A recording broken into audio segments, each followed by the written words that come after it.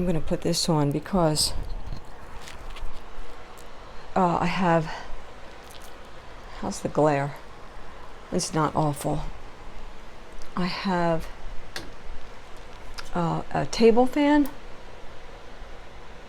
on a chair right there. This is the back bedroom, the unused bedroom. I just did my laundry, so the things that I hang up I put in this closet, and then the little things I just hang over my laundry basket, and everything will be dry in just a few hours because it's so warm in here. This table fan, I just have it on medium, and it's doing a really good job. Right now, this room is going to be the coolest room in the apartment. So I kind of, throughout the day, I go from room to room as to what's the coolest. For survival, I have to run an errand this afternoon, so I'm going to get a ride. I'm taking anklet bracelets off. That's what I'm doing. I'm going to get a ride around 1:30 for a really quick errand. So I'm so grateful, and that means air conditioning for a little while. So that's a double plus, right? Yesterday was really hard, but my video told that. And for anyone who's going through any kind of grief, it doesn't have to be a death grief. It could be a divorce grief, a breakup grief, a broken engagement grief, loss of a pet grief, loss of a job grief, loss of a home grief, a traumatic accident where someone's in the hospital grief. There's a lot of kinds of grief. And I don't want anyone to think, I mean, not that that wouldn't be wonderful, but I don't want anyone to think that it's just like, oh, almost 5 months go by and, this person is doing wonderfully. And that's not the case. What I've learned over time, just over my years on YouTube, watching other people on YouTube, going through former channels and things, people really don't want the sadness. The world is so full of fighting and sadness and all kinds of things that, do we really want that here also? So what I always try to do is give the parts that I'm managing with the best. I have the cards. I didn't do a card yesterday, so I actually brought 2 cards. I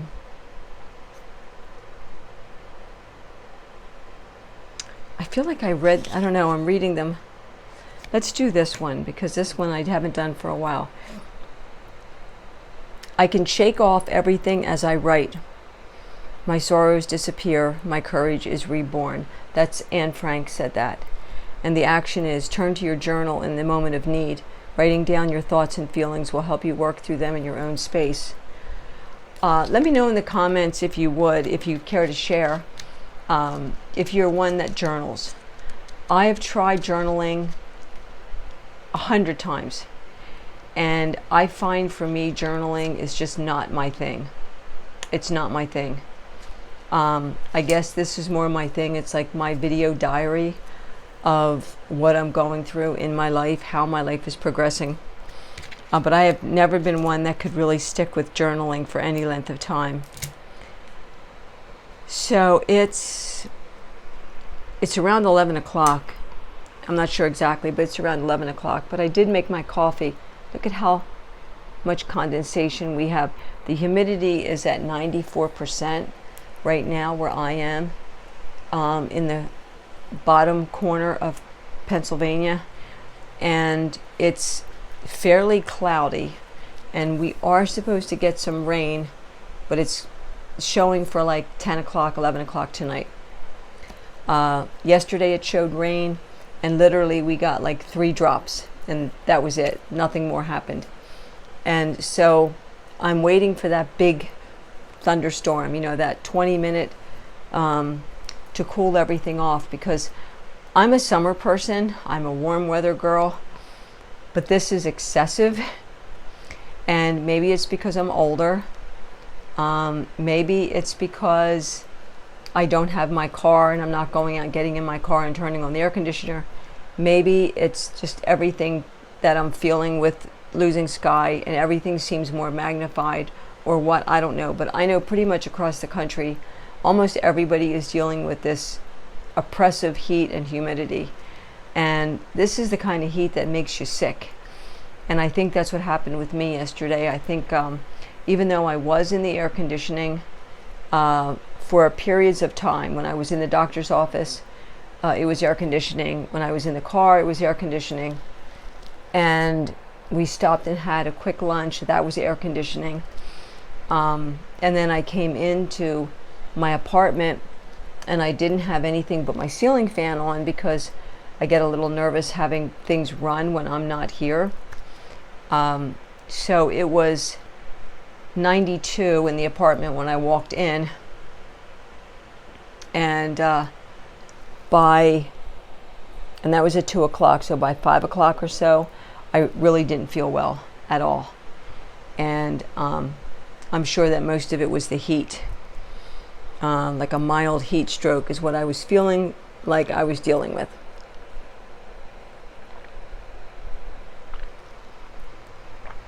Anyway, like I was saying, I think it's kind of a 50-50.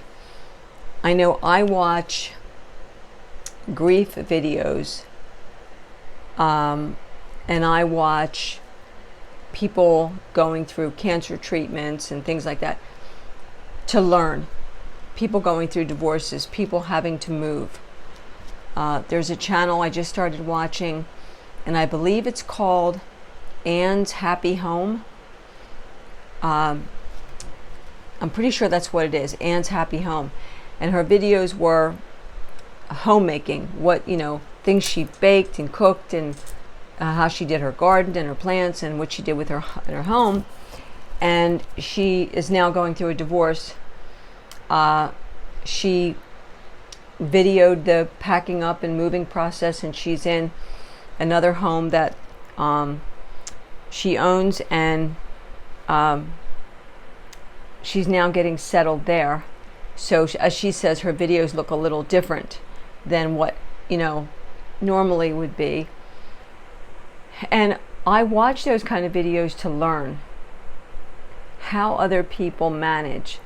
And I do realize that what you're seeing is 20 minutes edited of their life. For me, because I don't know how to edit, I just put my stuff out there, and you get what you get from me and what I'm feeling at any particular moment.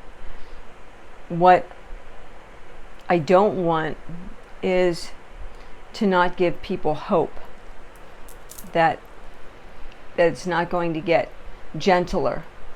I don't want to say easier or better, but I'm going to say gentler. It's going to get gentler. That intense loss gets gentler. And so that's what I try to bring here, is that I've made it, just the fact that I've made it by myself for 18 weeks and a day, but who's counting, completely on my own, living here alone, getting all the paperwork done, getting all the phone calls made, following up on the follow-up, making sure I understood everything along the way, coping and dealing with Sky not being here, what happened with his death, all of those things.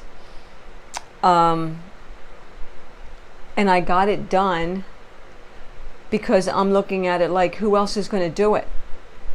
If I didn't take care of things like the utilities and everything to do with his Social Security and everything to do with, closing down his credit cards and all that stuff, closing his bank account, who was going to do it?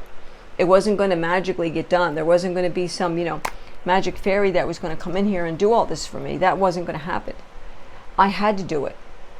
And for me, with OCD, as I have it, it's not something that I put off. because the longer I would put something off, the harder it is for me to do it. The more anxious I become, the more panicky I become, and that's that. So just the fact that I've made it 18 weeks. So when I think about the length of time in a week, and I think about 18 of them, and I'm well into my 5th month without him being here in my life, I'm like, you know what, Poet, for the most part, you're doing pretty darn good, for the most part.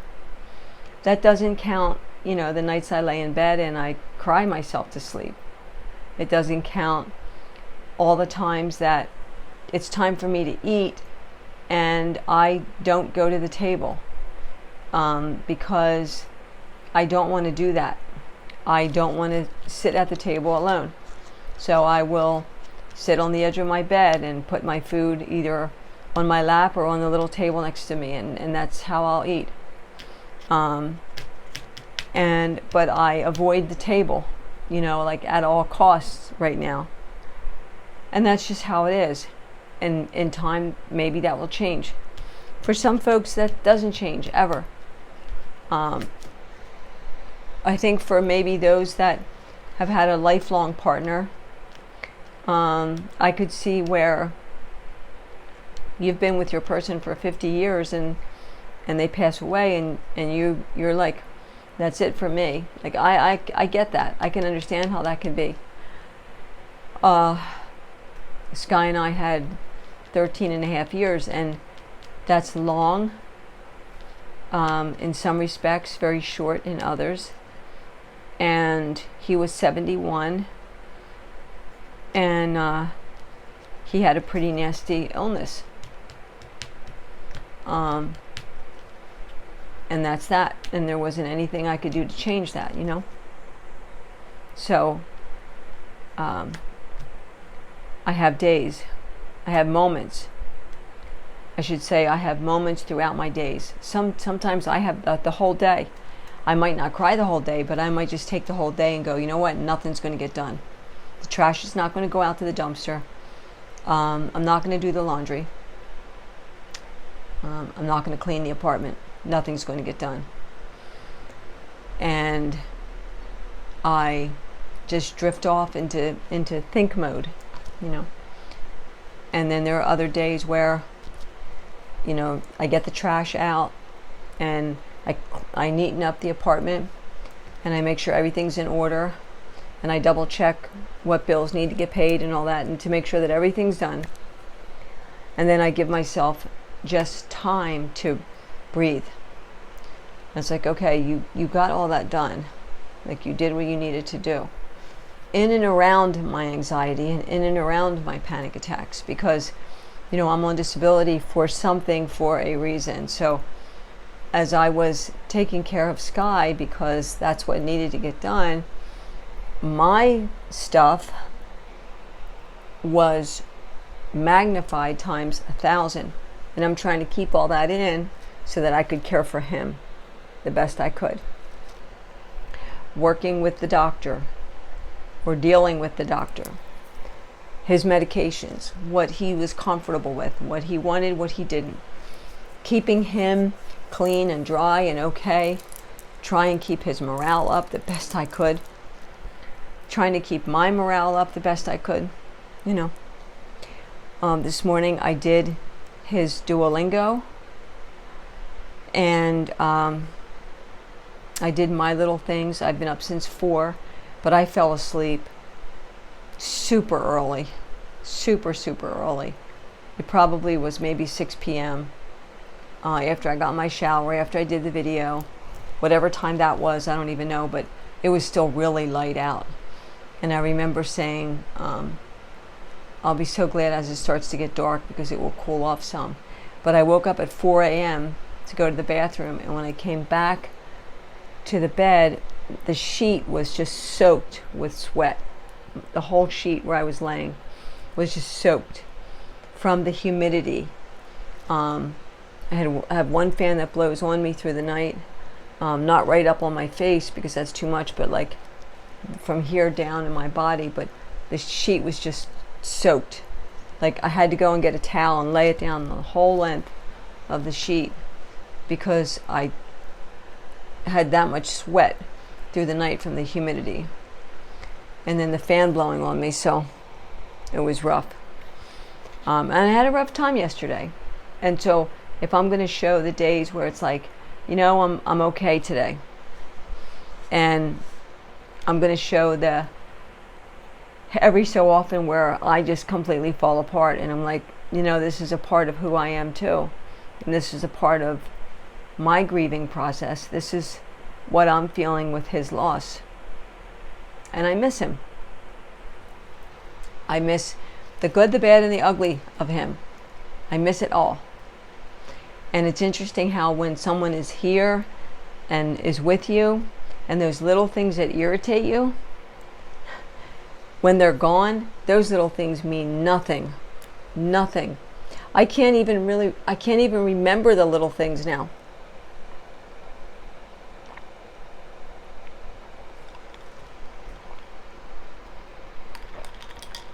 I think the only thing that I could say that I remember is he would look for the urinal. He would be sitting in his chair, and I always kept the urinal in the same spot all the time, right next to him, on the shelf on this little table, right next to him, that he could see. If I was washing my hair, if I was putting on my makeup, if I was doing the laundry, whatever, if I was making him breakfast and he needed the urinal, it was right there, always right there. And I would walk in the room and he was looking all around and I'd say, "What do you need, babe?" And he'd say, "I can't find the urinal." I'm like, "Honey, it's right there, right next to you. It's where it always is, right next to you." And he'd say, "Oh, I didn't see it." And it was right there. And then that's when I realized that, he wasn't completely intact. And that's when things really started to get really real for me.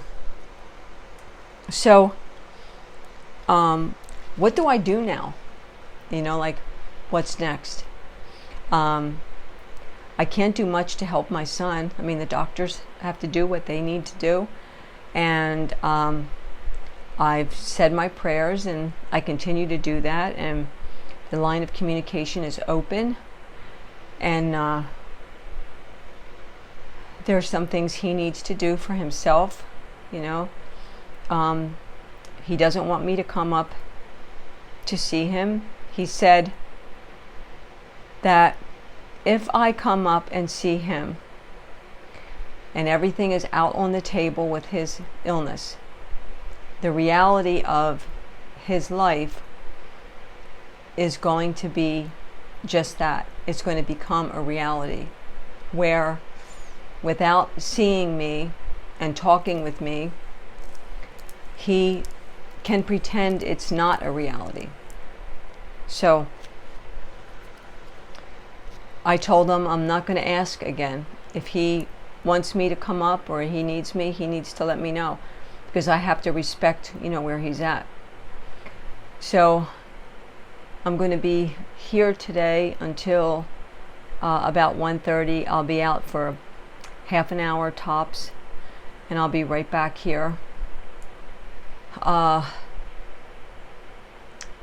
could walk up to the the corner store, half a block up, because it's air conditioned, and I can just walk around the store for a half an hour and then walk back down. But I also don't want to be in and out of the air conditioning, in the air conditioning, out in the humidity, in this intense heat either. I don't want that for myself either. So I'm hoping this will break, this heat wave. We're all hoping that this will break.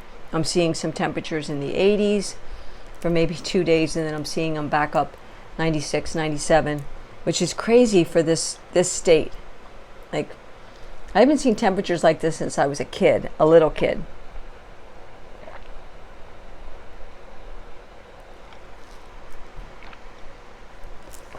And it would be so hot in the morning when you wake up and you're all sweated, and 8 o'clock in the morning, you don't even eat breakfast, you go jump in the pool, and you stay in the pool most of the day, or you're running around the yard, and you go to the corner store, you get the popsicle for 5 cents, you come back up, you get in the pool. you know, and it starts to cool off in the evening, and you can run around and catch the lightning bugs. And yeah, that feels like forever ago. But I do wonder for me now, okay, what is next? And for a while, I just have to be. You know, I just have to be. I only have one more thing to work on, and that's the whole phone issue. And I think as far as like big things, there's always going to be, something's always going to come up. You know, there's always going to be that something, that phone call, that little something. There's always going to be something. That's how it goes. Even, you know, for me, nothing to do with Sky, but just things that I have to work on, that I had to work on when Sky was here for myself. So there's always going to be those things. But when it comes to like big things, like a big decision, I have that one more to work on. And then I think that's it. Because I got notifications on things that I tended to, and saying that, okay, we got your paperwork, that all looks good, that's fine, we're doing our part now. I've gotten a couple of texts with links from my car, from Toyota, where I financed my car, saying, check the website to see what you need to do about your upcoming end of the lease. Well, Friday will be 2 weeks since I turned my car back, and the dealership bought it back, and I signed all the papers. I signed power of attorney for them to pay off the remainder of the lease, and to sell the car, quote unquote, back to them. So I'm guessing that what I got is what we get a lot of times through email, is we get these things that just cross over. You know, you've paid a bill, and then something comes in, and you're like, I just paid that. It just crosses over. So my guess is that's what happened. But I did text my car salesman, Jack, because I have his cell phone number. And I texted him yesterday, and I said, hey, I just want to make sure that I did everything on my end with the car, because I'm getting these links from the financial dealership saying to see what else I need to do for the end of my lease. So am I good? Jeff, it's the follow-up on the follow-up, you know?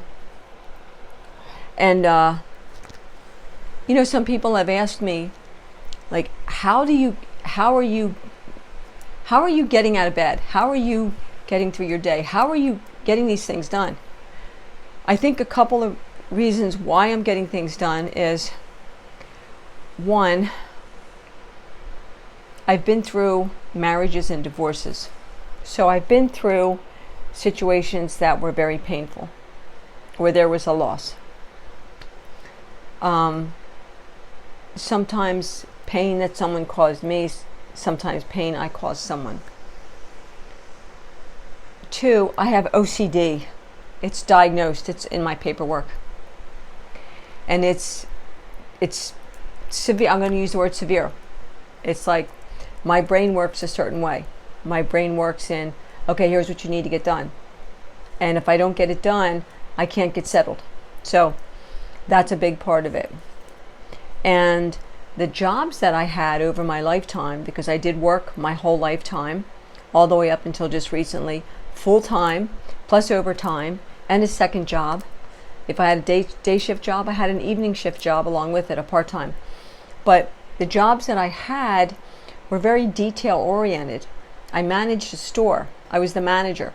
So detail-oriented, with the money, with the ordering every week that you put in, and you send your order down to Virginia so that the truck can come in with all your stuff on it.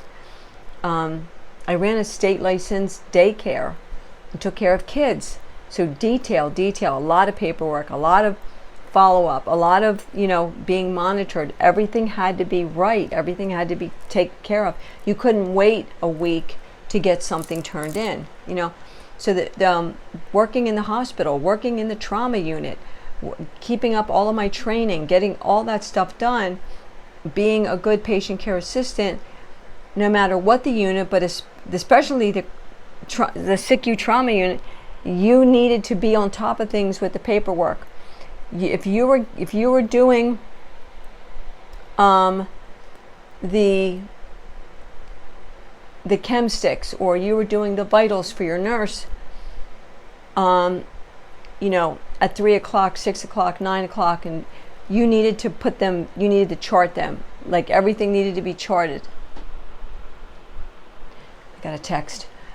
Everything needed to be charted, and it needed to be charted right away. You can't just wait, because you need to know what those numbers are. You need to make sure that everything's accurate. So I think that has a lot to do with how I get stuff done. If I laid in bed every day, all day, my brain wouldn't allow it. I mean, I just couldn't do it. My brain wouldn't allow it. My brain would be like, okay, here's what you need to take care of. I have to put in a call to my leasing agent. But I'm going to do that tomorrow, because it's going to make more sense to do it tomorrow. And then run this errand today. Get that done. I want to pick up puzzle glue somewhere along the way. I don't know if Dollar Tree has that or not. But I really want to sit down and work on this turtle puzzle. I want to get it done. But every time I try, it's like the pieces all look the same, which is really unusual for me, because I am a puzzle person. Excuse me, but for some reason this particular puzzle, I can't grasp it. I don't know what it is. But I would like to get it done so I can clean off my table, put some puzzle glue on it so that I can hang it up. I'd like to put it up. Or, you know, put some puzzle glue on and, like, you know, put it on the table or something like that. And then go online, go on AT&T, see if they'll accept my password, because AT&T is notorious for the security code and insisting that even though you know it's written in stone what your security code is, they're surely going to tell you that's not it. They're surely going to tell you. And then you've got to go through 45 prompts to get a person, and then they're going to say, what's your security code? You're going to go like, please don't do this to me.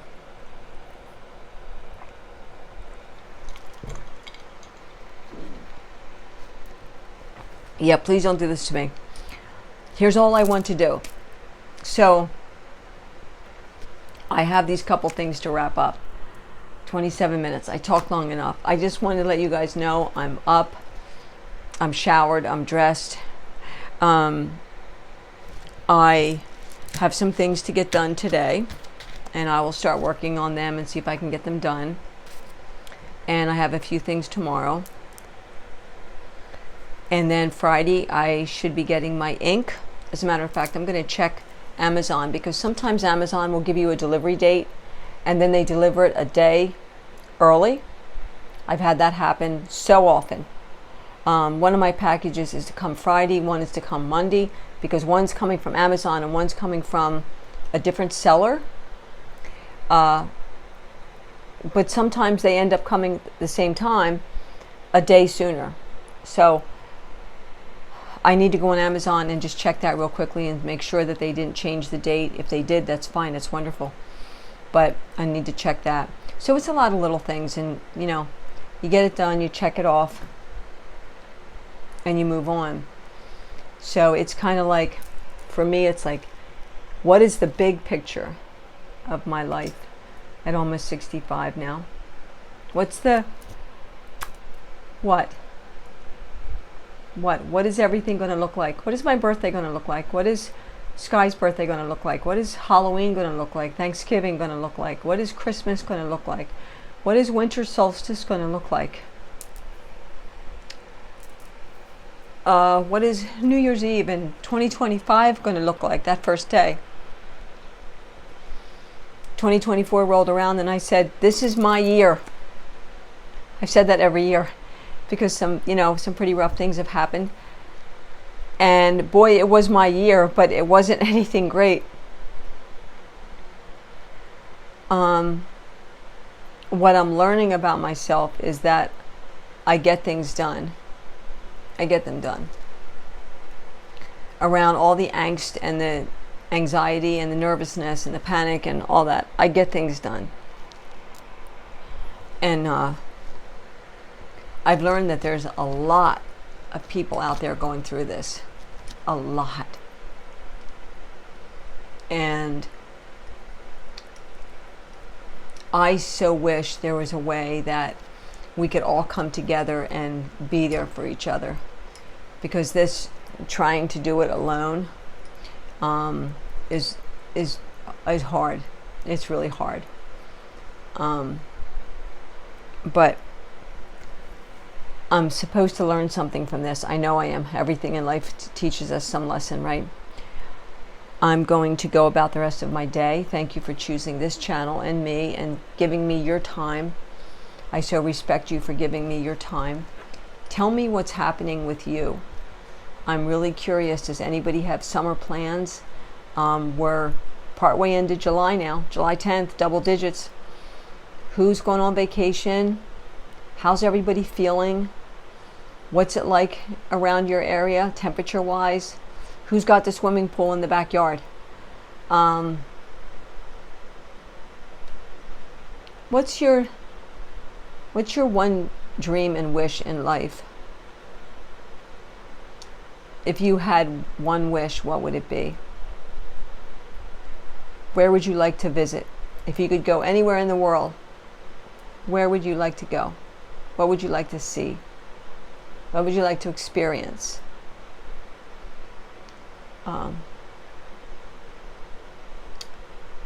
Tell me about you. Tell me about your life. Tell me about what's happening with you.